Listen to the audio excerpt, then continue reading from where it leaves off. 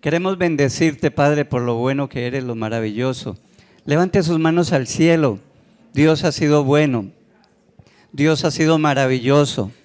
Aunque seamos infieles, Él permanece fiel. Él es maravilloso.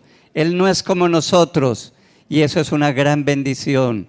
Él obra de acuerdo a su gracia, de acuerdo a su misericordia. Él es digno de la gloria, digno de la alabanza. Dígale, Señor, gracias por ser tan bueno conmigo. Gracias por perdonar mis pecados. Gracias por ayudarme. Gracias porque siempre he tenido el alimento, he tenido donde vivir. He tenido la provisión, la protección tuya, Señor, mi familia también. Por eso venimos, Señor, en adoración, en gratitud, para darte la alabanza, la adoración, Señor. Muchas gracias, Padre. Gracias por haber traído a cada uno de mis hermanos. Oramos que bendigas a cada uno, Señor. Tú conoces el corazón de cada uno. Tú sabes la necesidad. Tú conoces, Dios mío, el corazón de cada uno. Yo oro en el nombre de Cristo Jesús que los bendiga, Señor, que cumplas el propósito con el cual le has traído en esta mañana, Señor, y que cada uno salga renovado, fortalecido, con una visión clara de tu voluntad, de tus propósitos con nuestra vida, Señor. Padre, muchas gracias. Háblanos a través de la palabra. Ministranos, Señor, en esta mañana. Te lo pedimos en el nombre de Cristo Jesús. Y te damos gracias, Señor. Amén. Puede sentarse y por favor tener su Biblia en el Evangelio de Mateo. Evangelio de Mateo. Pues vamos a mirar otros pasajes, pero principalmente vamos a estar en Mateo. Estamos hablando sobre el reino de Dios. ¿Cuántos creen que Dios es rey? Hemos visto en domingos pasados que Dios tiene un gobierno universal y que no hay ningún poder político que se levante sin su santa voluntad. Amén. Él es el que quita y pone reyes. Y veíamos a través de Daniel que Él es el que levanta a los egipcios, luego levantó a los caldeos, a los medopersas, a los griegos, a los romanos y ahora repúblicas, porque la situación cambió, ¿cierto? Ya no, el imperio romano fue el último, técnicamente hablando como imperio, ¿cierto? Pero que Dios es el que obra en su mundo porque Él es el rey, el creador por derecho propio tiene derecho sobre lo que creó. El creador tiene derecho propio, le pertenece y Él hace y quita y pone como Él quiere, porque Él es soberano. Ese es el gobierno de Dios. Pero también empezamos a ver el gobierno de Cristo, el reino de Cristo. Y es interesante cómo dentro de esa, ¿cómo se llama? Soberanía de Dios, Dios le entrega al Hijo todo dominio y le hizo Señor y Cristo. Y entonces estamos hablando del reino de Cristo, ¿cierto? Ahora, ¿cuál era el rey que esperaban los judíos? Ellos no esperaban un rey como lo que es Jesús en este momento. Ellos esperaban un rey al estilo ¿qué? David, guerrero, poderoso. ¿Cuántos dicen amén? ¿Usted cree que David, cómo entró David a Jerusalén? ¿Cómo entraba? Un tremendo caballo de guerra, ¿cierto? Y rodeado de sus valientes, los valientes de David. ¿Cómo entró Jesús a Jerusalén? Una burrita. ¿Cierto? O sea, desde ya, y todo lo que hacía parecía como que sí, como que no. Como que este será el rey. Le decían Jesús, hijo de David. Jesús, hijo de David, porque David le había sido prometido que de su descendencia se levantaría un rey y que su reino sería eterno.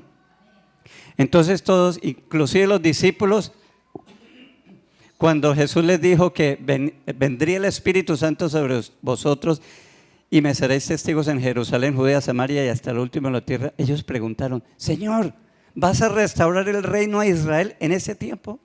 O sea, va a venir el Espíritu Santo como vino sobre Gedeón, sobre todos, para acabar a todos estos romanos que nos la tienen montada.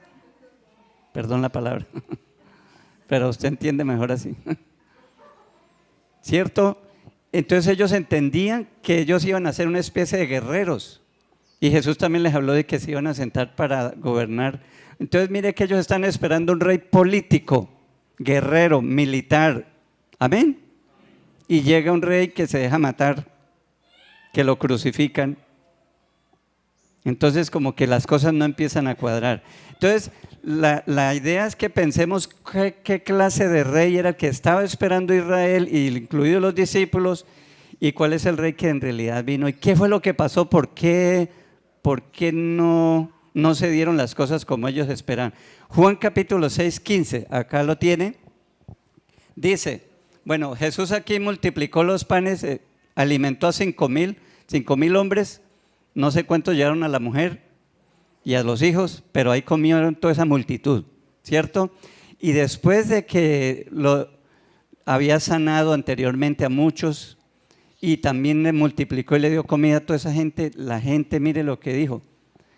Bueno, la gente lo cogió para hacerle rey.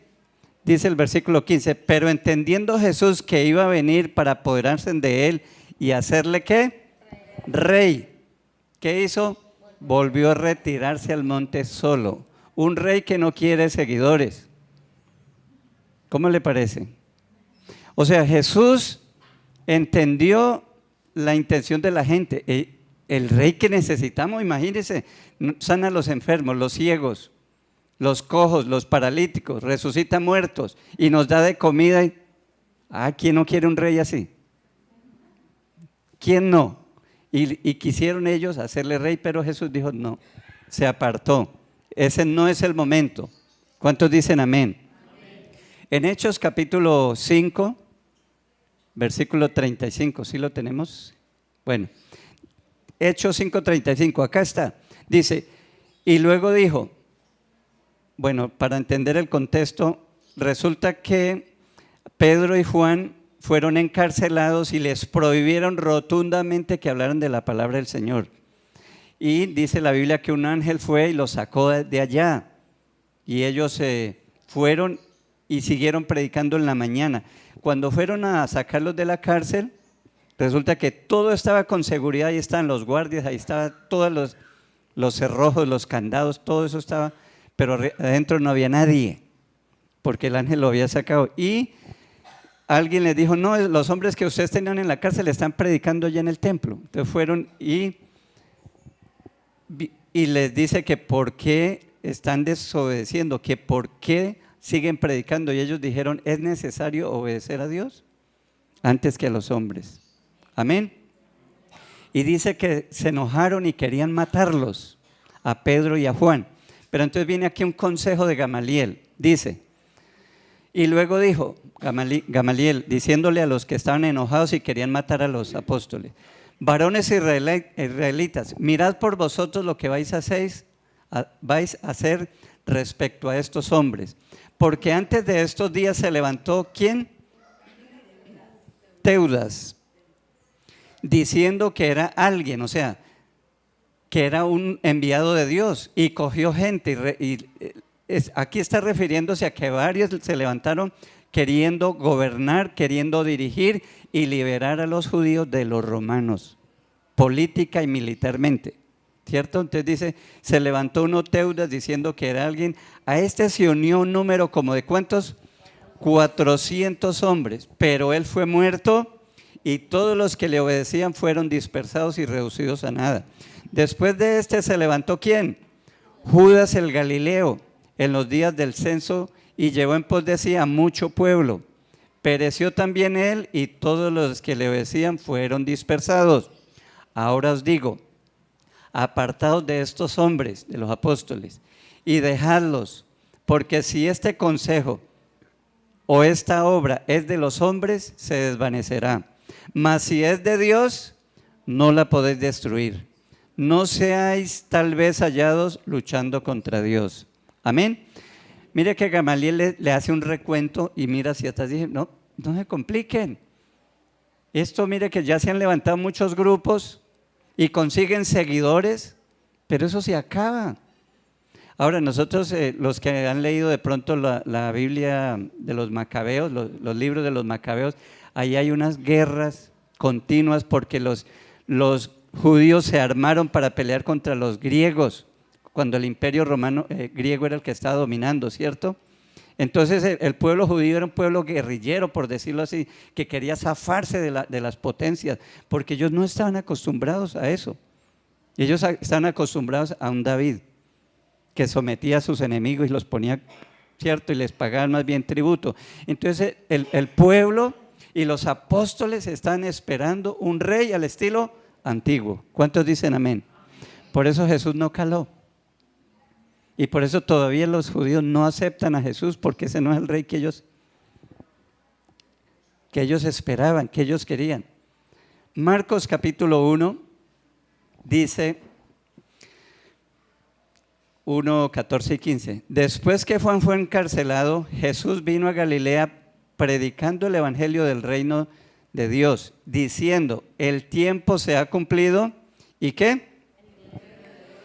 Y el reino de Dios se ha acercado, arrepentidos y creed en el evangelio. Noten entonces cómo Jesús conecta el reino, la cercanía del reino con el evangelio, ¿cierto?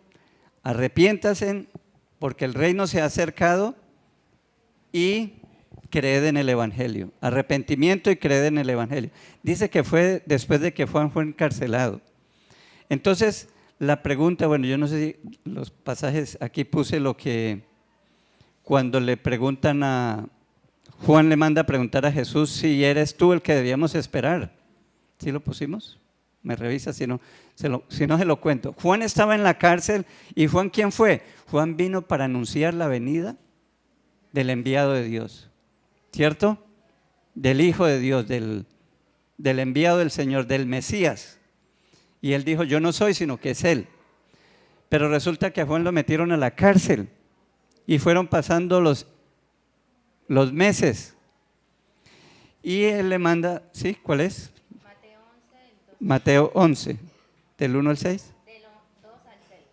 Mateo 11. Bueno, pues vamos a leerlo entonces. Mateo 11. Leo desde el 1, ustedes tienen aquí desde el 2, pero escuche el 1. Cuando Jesús terminó de dar instrucciones a los 12 discípulos y se fue de allí a enseñar y a predicar en las ciudades de ellos. 2. Al oír Juan en la cárcel los hechos de Cristo, le envió 2 de sus discípulos para preguntarle: ¿eres tú aquel que había de venir o esperamos a otro? Oiga la pregunta. ¿Por qué Juan estaba dudando? ¿Cómo? Sí, exactamente. Eso no te lo reveló carne ni sangre. Porque él estaba sufriendo por causa del reino, porque él estaba pudriéndose en una cárcel. Entonces, ¿cuál rey? ¿De qué estamos hablando? ¿Me hago entender? Entonces, o sea, ¿por qué? Porque es que ellos esperan un rey de gloria, un rey de poder, un rey que acabara con los enemigos. Y eso de pagar el impuesto a Roma, no, señor. Entonces el mismo Juan el Bautista dice: pero ¿cómo así? ¿Eres usted o sería que yo me equivoqué? Pero mire lo que Jesús le dice. Versículo 4. Gracias. Respondiendo Jesús le dijo: id y haced saber a Juan las cosas que oís y veis. Los ciegos ven, los cojos andan, los leprosos son limpiados, los sordos oyen, los muertos son resucitados y a los pobres les es anunciado el evangelio. Pero ¿y qué tiene que ver eso con la situación de él? Pero mire lo que dice: y bienaventurado el que no halle tropiezo en mí. El que no halle tropiezo, o sea, el que confía en mí. Así de sencillo. Así de sencillo, o sea, déjeme manejar el asunto. Ojalá que usted no encuentre tropiezo en mí. Entonces, ¿qué es lo que estamos viendo, hermanos? El rey llegó y el reino de los cielos se ha acercado, Jesús lo dijo, ¿cierto? Pero no era un rey, o sí es el mismo rey, pero el modo de hacer las cosas no era como ellos esperaban. Ellos en el momento querían ya poner la gloria de Israel arriba, otra vez la potencia mundial que fue Israel, y que todos los enemigos tenerlos ahí doblegados y más bien que le pagaran tributo a ellos, ¿cierto? Pero eso no se dan las cosas, no era así. Ellos no pudieron entender que el reino de Dios viene en dos etapas. Amén. Un reino espiritual y luego vendrá lo político administrativo. Amén. Eso es lo que para ellos no entendían eso, y por eso es bien complicado. Vamos a mirar las parábolas que están en Mateo y todas hablan del reino, para mirar y tratar de entender un poco más lo que el Señor quería hablar con respecto al reino. ¿Cómo es el reino? Mateo capítulo 13, versículo 3 al 9. Mateo 13. ¿Qué título tiene ahí? Del sembrador. El sembrador. Dice, y les habló muchas cosas por parábolas diciendo, he aquí el sembrador salió ¿a qué? A sembrar, y mientras sembraba, parte de la semilla cayó junto al camino, y vinieron las aves y se la comieron. Parte cayó en pedregales donde no había mucha tierra, y brotó y pronto porque no tenía profundidad de tierra, ¿qué? Y brotó pronto porque no tenía profundidad de tierra, pero salido el sol se quemó, y porque no tenía raíz se secó. Y parte cayó en espinos, y los espinos crecieron y la ahogaron. Pero parte cayó en buena tierra y dio fruto. ¿Cómo?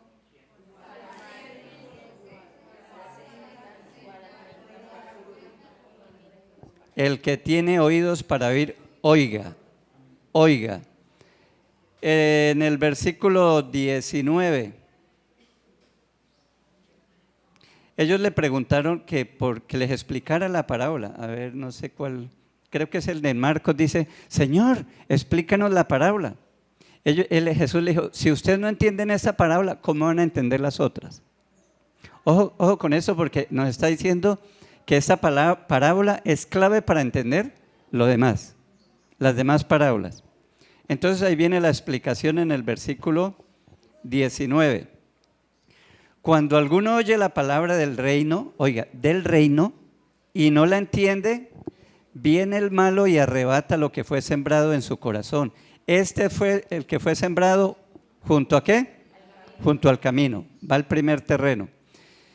Y el que fue sembrado en pedregales, este es el que oye la palabra y al momento la recibe con gozo, pero no tiene raíz en sí, sino que es de corta duración, pues al venir la aflicción o la persecución por causa de la palabra, luego, en otras palabras, gente que llega y conoce el evangelio y cree que ahora sí le va a cambiar la vida, que va a tener casa, carro, beca y tarjetas de todo, y que la vida le va a cambiar y que ahora lo va a amar todo el mundo y que, mejor dicho, pero se da cuenta que no es así. O sea, querían un rey al estilo de los judíos. ¿Cuántos quisieran un rey a ese estilo? No, y les da pena. Diga la verdad, sea sincero.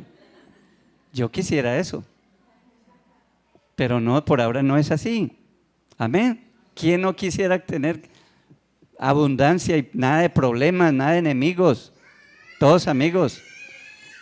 Dice que ojo para que esto nos ayude a evaluar nuestra vida. Hay 4 clases de personas en esta parábola. ¿Cuál de ellas es usted? ¿Cuál de esos? El problema no era la palabra, ni las semillas que fue sembrada. El problema no es el sembrador, el problema es dónde cae la palabra. El terreno. ¿Qué clase de terreno es usted? Como este que está pisando, usted siembra algo ahí, venga en 8 días y verá. Nada, no le entra nada, duro. Entonces, estamos en versículo 22. El que fue sembrado entre espinos, este es el que oye la palabra, pero el afán de este siglo El afán, las preocupaciones, el engaño de las riquezas, ¿qué pasa? Ahogan la palabra y se hace infructuosa, no da fruto. ¿Está usted ahí? 23. El que fue sembrado en buena tierra, este es el que oye y entiende la palabra y da ¿qué? Fruto, y produce a 100, a 60 y a 30 por uno. Y los que saben de agricultura saben la verdad de esto. Siembra un granito bueno, 3 granitos. Normalmente, no sé cómo será ahora. En los tiempos de mi padre, cuando yo estaba en el campo, sembraba 3 granos de maíz. Y salían una mata o a veces 2. ¿Y cada matica cuántas mazorcas tiene? 3. 3, ¿sí o no? ¿Y cada mazorca cuántos granos tiene? ¿Quién se va a poner a contar eso, no? Ni modo. Menos con mantequilla y salecita ahí. Un granito puede producir una gran cantidad. ¿Cuántos dicen amén? 4 terrenos. ¿Cuál de esos es usted? Entonces, Jesús dice que esta parábola es importante. ¿Cuántas etapas hay aquí en esta parábola? Bueno, no, esos son 4 terrenos. El proceso. El primer proceso es de siembra, ¿cierto? Salió a sembrar. Para acá, tira para acá. Y el problema es quién recibe la palabra. Usted escuchó la palabra. El problema es qué pasó con eso. ¿Vino el enemigo y se la quitó? ¿O empezó feliz y contento, pero cuando se dio cuenta que había problemas, que no era lo que usted esperaba, entonces dijo, no, eso no es conmigo? ¿O es del terreno que los afanes, que las preocupaciones, que como Marta, ¿cierto? Esa Marta afanada y preocupada, y se le olvidó lo mejor y no produjo fruto.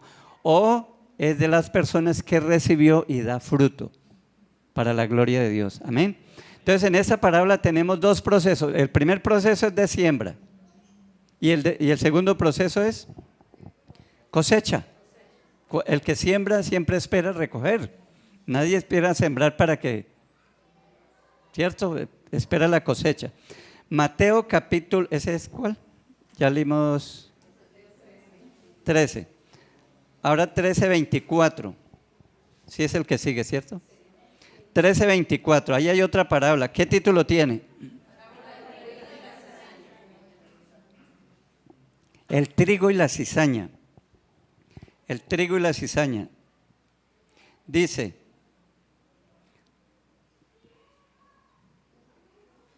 el 18 dice, oíd pues vosotros la parábola del sembrador. No estoy como equivocado. La 24, sí. Dice, les refirió otra parábola diciendo, el reino de los cielos es semejante ¿a qué? A un hombre que sembró buena semilla en su campo. Pero mientras dormía los hombres, vino su enemigo y sembró cizaña entre el trigo y se fue. Y cuando salió la hierba y dio fruto, entonces apareció también la cizaña. Vinieron entonces los siervos del padre de familia y dijeron, Señor, ¿no sembraste buena semilla en tu campo? ¿De dónde pues tienes cizaña? Y él les dijo, un enemigo ha hecho esto. Y los siervos le dijeron, ¿quieres pues que vayamos y la arranquemos? Él les dijo, no sea que al arrancar la cizaña también arranquéis también con ella el trigo. Dejad crecer ¿qué? Juntamente lo uno y lo otro. ¿Hasta cuándo?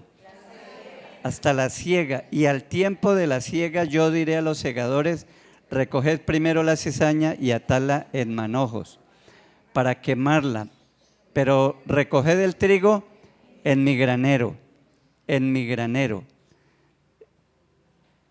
Entonces en el versículo 36 viene la explicación de esto. Versículo 36, ¿está conmigo? Dice, entonces despedida la gente, entró Jesús en casa y acercándose a él sus discípulos le dijeron, explícanos la parábola de la cizaña del campo. Respondiendo él les dijo, el que siembra la buena semilla, ¿quién es? El Hijo del Hombre. El campo es... ¿Sabe que hay gente que habla de esta parábola? Dice que en la iglesia hay trigo y cizaña. ¿Pero qué es lo que está diciendo Jesús?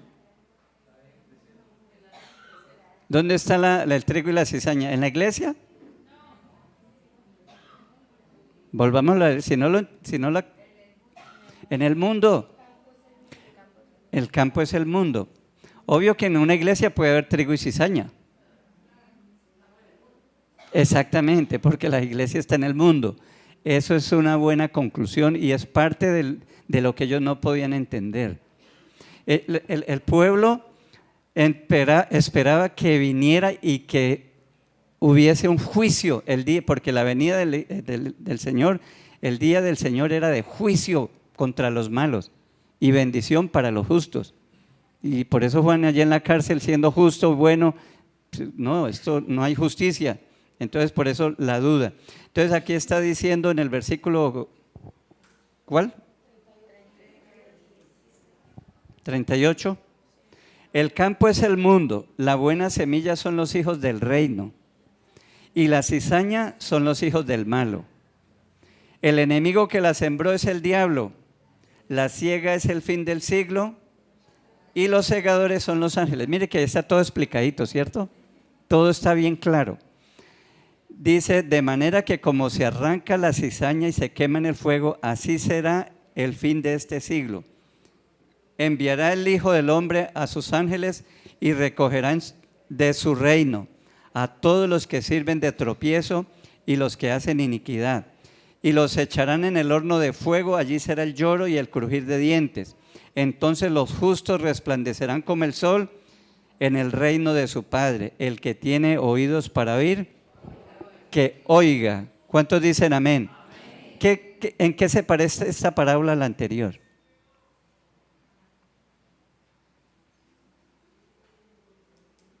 ¿Nada? Es el mismo proceso. ¿Cómo? Exacto, hay una siembra y también hay una cosecha. Mire que las parábolas tienen, o sea, las parábolas muy profundas, pero lo que yo estoy solamente resaltando lo que tienen de común. En ambas hay una siembra, el sembrador salió y los 4 terrenos, algunos producen, otros no. Acá sembró, pero también además de esa siembra del trigo, también hay la cizaña, y los dos están ahí. Ese era el punto que no le cabía en la mente de los judíos. ¿Cómo es posible que un reino que tiene buenos y malos juntos, donde la maldad y la injusticia sigue aquí, ¿eso qué? ¿Qué clase de reino estamos hablando? No les caló, no lo entendieron. Y Jesús les está hablando que esto es un misterio. Y de verdad que para nosotros hoy en día no, pero para la mentalidad judía, para los discípulos, eso sí fue un gran misterio. Amén. Porque es que ellos no podían concebir un reino en el que los buenos y los malos están ahí y que ganan más los malos que los buenos. ¿Qué es lo que triunfa en este mundo? La maldad, la injusticia, ¿cierto? Entonces, ¿cómo así? O sea, es complicado. Pero Jesús les dijo, mire, este es el misterio. El misterio es que ellos van a estar juntos y van a crecer. Y llegará el día en que se va a separar, pero por ahora van a estar juntos. ¿Cuántos dicen amén? Ya para nosotros es más entendible, pero para ellos en ese momento era bien complicado. Mateo 13:47, ¿qué título tiene? La red. Teniendo en cuenta las otras parábolas, vamos a leer esta. Asimismo, el reino de los cielos es semejante a una red que echada en el mar recoge de toda clase de peces. Y una vez llena la sacan a la orilla y sentados, oiga, se sientan. Recogen lo bueno en cestas y lo malo echan fuera. Así será el fin del siglo. Saldrán los ángeles, otras mire los ángeles, y apartarán a los malos de entre los justos y los echarán en el horno de fuego. Allí será el lloro y el crujir de dientes. ¿Hasta qué dije? hasta el 50, ahí está ahí. Allí será el lloro y el crujir de dientes. Noten lo mismo. ¿Cuántos procesos hay? Echar la red.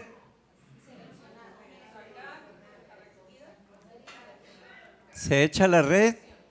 No es que tira la red y empiezan a mirar, si entra un pescado lo dejan y el otro, no, usted va a echar basura, no. No, eso toca recoger y luego se sienta con un cafecito ahí bien rico y empieza. ¿Cómo? Selección. Entonces mire que es lo mismo de la siembra, mire que es lo mismo de la cizaña, mire que es lo mismo del sembrador. Entonces hay ese proceso. Hermanos, está repitiendo la misma idea. Los buenos y los malos, aquí nos toca, hermanos.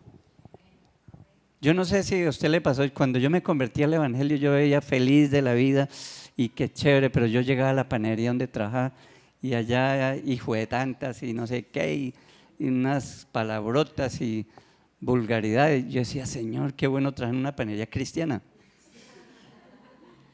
Qué bueno estar en un lugar donde no solo se escucharan canciones cristianas, alabanzas al Señor. Y cierto, yo quería como otro mundo, pero no ha pasado. No pasó. Nos toca aquí, amén. Nos toca así.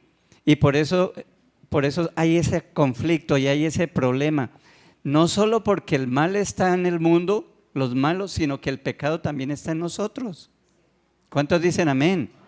O alguno ya fue librado, ya lleva un mes que no peca. Levante la mano el que lleva ya un mes sin pecar. Cortarle la mano porque es mentiroso. Ni modo, ¿cierto? Entonces mire hermanos, a veces a nosotros nos dicen, y eso me incomoda un poquito porque dicen, venga a este evento, esta gran celebración. Tranquila, déjela. Dicen, venga que su vida va a cambiar. Su vida va a cambiar. No se dejen distraer. Tranquilo. Entonces, si usted viene a este evento, su vida va a cambiar. Usted nunca va a ser el mismo, la misma persona. ¿Sí ha escuchado eso? ¿Cierto? Y a gente y vale 80,000, 100,000 pesos y pagan y salen y sí, salen muy felices y contentos. Pero al otro día, como a veces llego yo a la cocina, estoy perdiendo mis poderes. Janet ya entiende.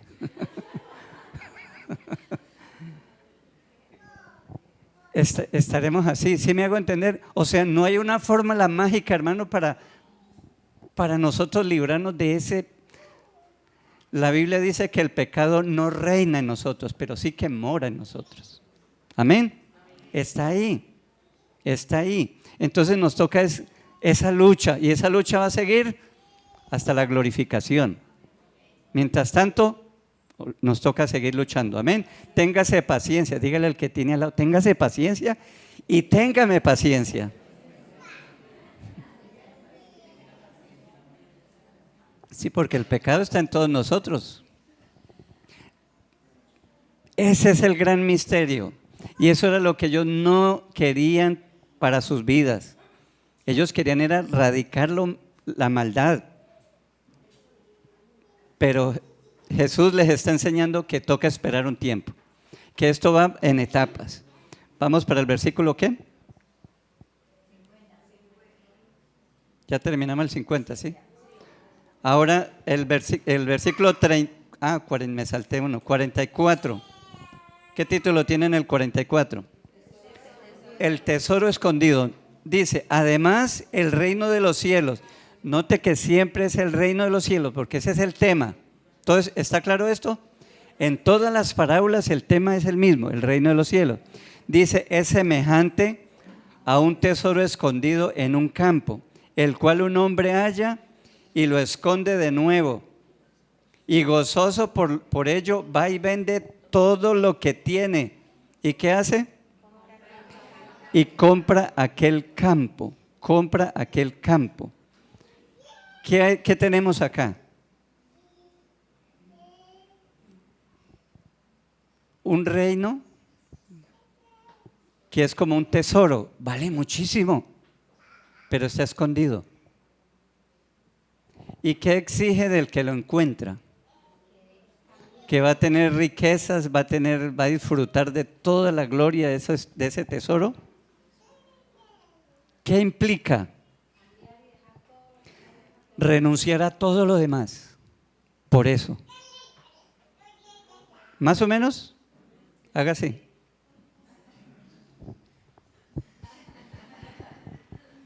Hermanos, eso no cabe en una mentalidad judía, porque es que el que encuentra un tesoro es para vivir rico, para vivir sabroso.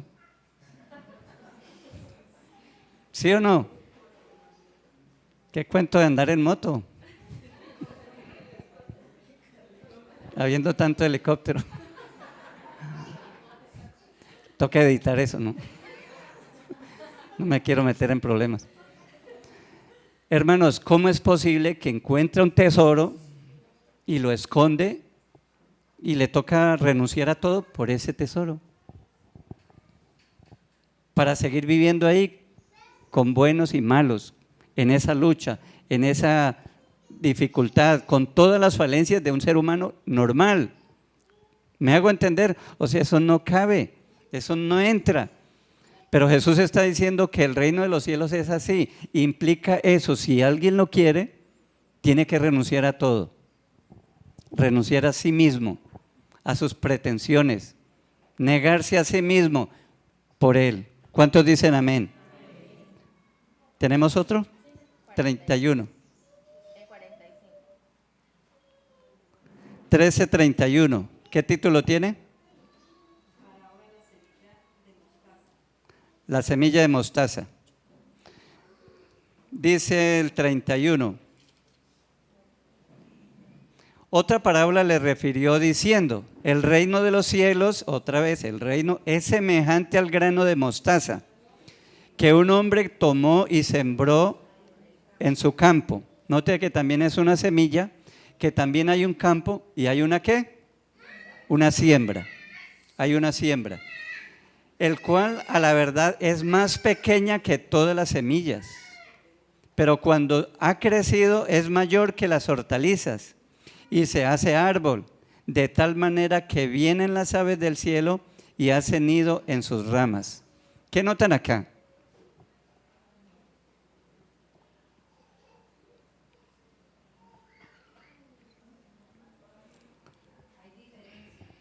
Ajá, hay diferencia entre...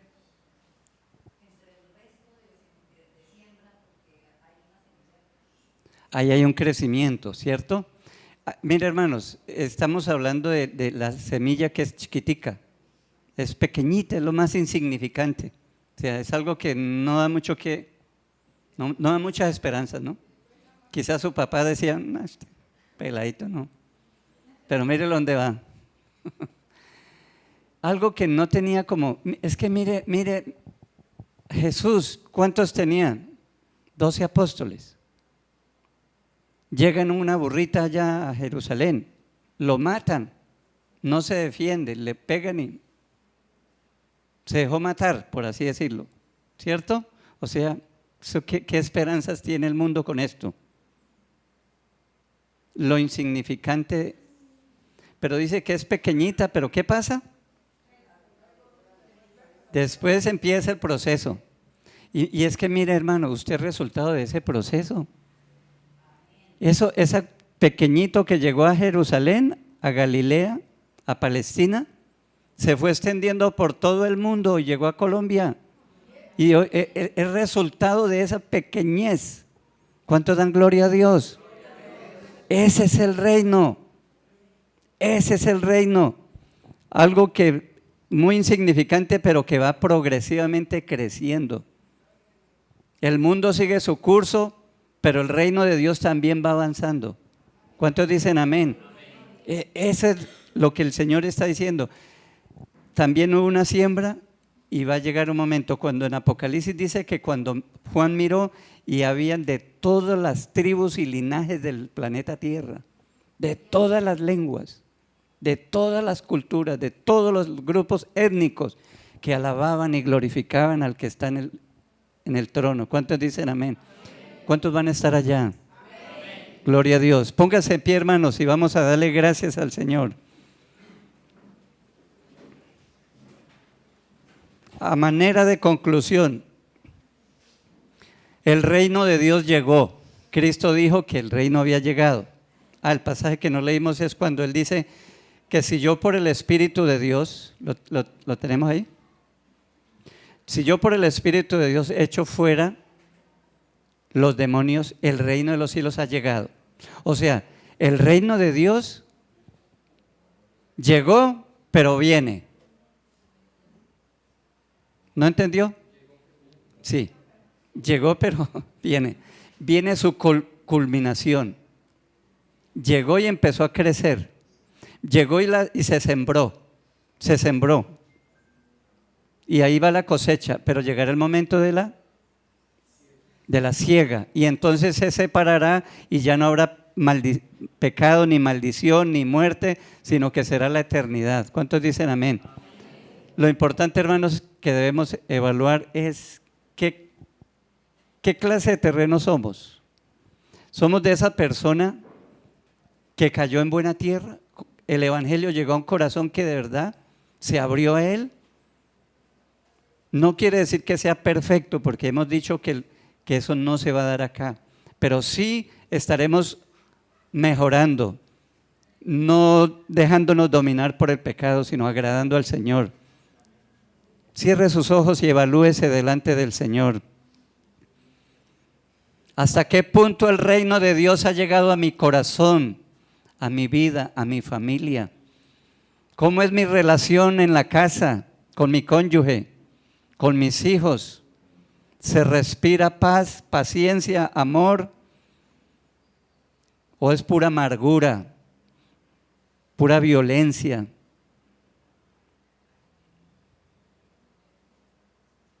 Dígale, Señor, ayúdame. Dios, en el nombre de Cristo Jesús, yo pido, Padre, que te glorifiques, que tu palabra, Señor, produzca fruto, que seamos esos terrenos, Señor, que reciben la palabra, que la entienden y que dan fruto, porque un día el fruto será evaluado. Un día estaremos delante del Rey, daremos cuenta de lo que hayamos hecho. Allí serán las recompensas. Dígale, Señor, te abro mi corazón, te abro mi vida, Señor. Y pido en el nombre de Cristo Jesús que me ayude, Señor. En el nombre de Cristo, Padre, yo oro para que cumplas el propósito de esta palabra. En el nombre de Cristo Jesús. Sabemos, Señor Dios, que dependemos de tu gracia, de tu misericordia, Señor. Por eso clamamos a ti que nos ayude, Señor, a seguir adelante, sabiendo, Señor, que no es fácil, que siempre será complicado honrarte, amarte, darte lo mejor a ti, Señor, pero ayúdanos siempre como el que encontró ese tesoro, a ofrecerlo todo, Señor, a renunciar a todo, porque lo vale, el reino lo vale. El Señor es digno de su adoración, de su obediencia. Él es el Rey, Él es digno de la obediencia, Él es digno de vivir en santidad, Él es digno de tomar en serio la palabra de Dios. Él es digno de la obediencia porque Él es Rey. Bendito sea su nombre. Padre, muchas gracias. Glorifícate. Ayuda a cada uno de mis hermanos. Dios, ayuda, levanta al que está caído y ayúdanos, Padre, a darte lo mejor. Bendito sea, Señor. Muchas gracias, Padre. En el nombre de Cristo Jesús. Amén y amén. Puede sentarse, hermanos.